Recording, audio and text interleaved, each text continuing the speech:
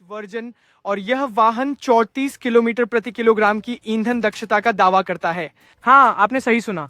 तो ये आंकड़े वाकई रोमांचक हैं। बिना किसी देरी के चलिए सीधे वीडियो में चलते हैं, लेकिन उससे पहले हमारे चैनल ऑटो पोर्टल को सब्सक्राइब करना ना भूलें और बेल आइकन को भी ऑन कर दें ताकि आपको समय समय पर हमारे दिलचस्प अपडेट मिलते रहें। पहली बात, चलिए चाबी फोब को देखकर शुरू करते हैं। तो इसमें रिमोट सेंट्रल लॉकिंग की सुविधा नहीं है।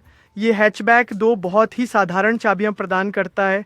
इस वाहन की एक्स शोरूम कीमत 5,90,000 है और यह, जैसा कि मैंने उल्लेख किया है, सीएनजी बेस संस्करण है। सामने हमारे पास ये बड़े ठोस रिफ्लेक्टर आधारित हेलोजन हेडलैम्प्स हैं, हेलोजन आधारित रिफ्लेक्टर बेस सेटअप, हेलोजन आधारित इंडिकेटर्स हैं। हमारे पास केंद्र में एक छोटी क्रोम ग्रिल जैसी फिनिश है।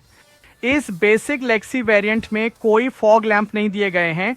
अब वैगनार 2 इंजन विकल्पों के साथ आती है। Top on off the line variant के लिए 1.2 लीटर के series 4 cylinder naturally aspirated petrol engine, और यह लेक्सी वेरिएंट है इसलिए इसमें 1 लीटर 3 सिलेंडर पेट्रोल इंजन दिया गया है। यह सीएनजी मोड में लगभग 56 पीएस की पावर और 82 एनएम का टॉर्क उत्पन्न करता है। हमें इस मारुति सुजुकी के साथ 155/80 R 13 इंच के स्टील व्हील्स मिलते हैं। ग्राउंड क्लियरेंस लगभग 165 मिलीमीटर है।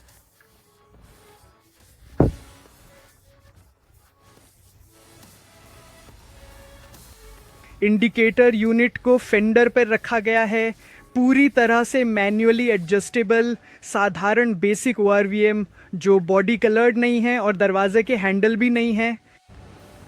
यह है पिछला हिस्सा। यह दिखने में और वास्तव में काफ़ी साधारण है इसकी कीमत के कारण। बम्पर पर 2 रिवर्स पार्किंग सेंसर हैं। हमारे पास रिफ्लेक्टर हैं, जाहिर है। हमारे पास ये क्रोम आधारित वैगनर सील है जो वास्तव में काफ़ी अच्छी लगती है।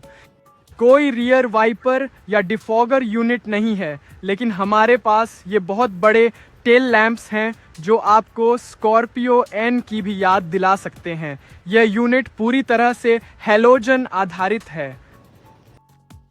बूट खोलना कोई मुश्किल काम नहीं होगा। यह सीएनजी सिलेंडर है। यह 12 किलोग्राम का सिलेंडर है जिसमें लगभग 7 से 8 किलो गैस फिट होगी। स्पेयर व्हील यहीं रखा गया है। हमारे पास यह पार्सल शेल्फ है तो आप यहाँ कुछ सामान रख सकते हैं, लेकिन वे सॉफ्ट बैग होने चाहिए। टेल गेट पर बेसिक इंसुलेशन किया गया है।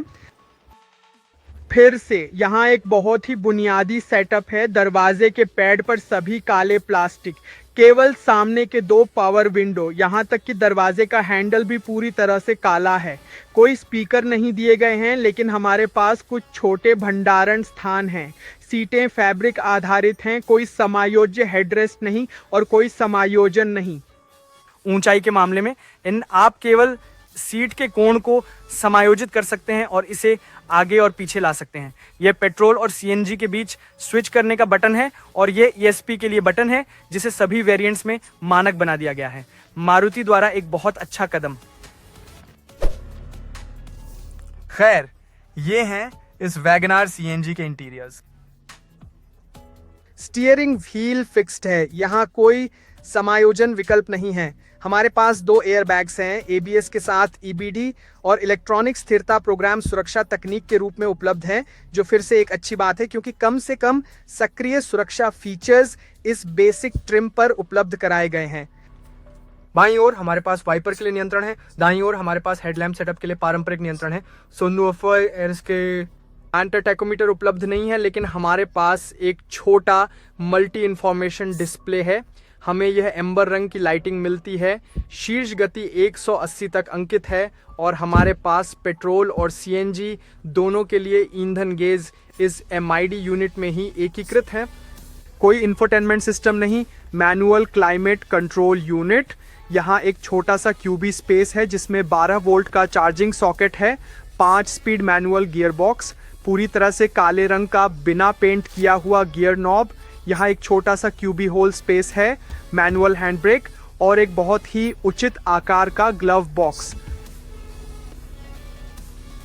IRVA मैन्युअली डिमिंग भी नहीं है, आप इससे किसी भी तरह से समायोजित नहीं कर सकते। एक बहुत ही साधारण रीडिंग लैंप, फिर से हैलोजन आधारित और सहचालक के लिए सन वाइजर पर कुछ भी नहीं है। पीछे के दरवाजे की फिर से एक साधारण फिनिश है। हमारे पास पीछे की खिड़कियों को मैन्युअली नीचे करने का विकल्प है। कोई स्पीकर नहीं, एक छोटा सा क्यूबी होल स्पेस और पीछे के यात्रियों के लिए फिर से बहुत ही बुनियादी सुविधाएं। लेकिन पीछे की सीटों को निश्चित रूप से बेंच के रूप में मोड़ा जा सकता है। तो दोस्तों, आपके लिए वैगनार लेक्सी CNG संस्करण, कृपया नीचे टिप्पणी अनुभाग में अपनी राय, अपने सुझाव हमें बताएं। इस वीडियो को देखने के लिए बहुत बहुत धन्यवाद।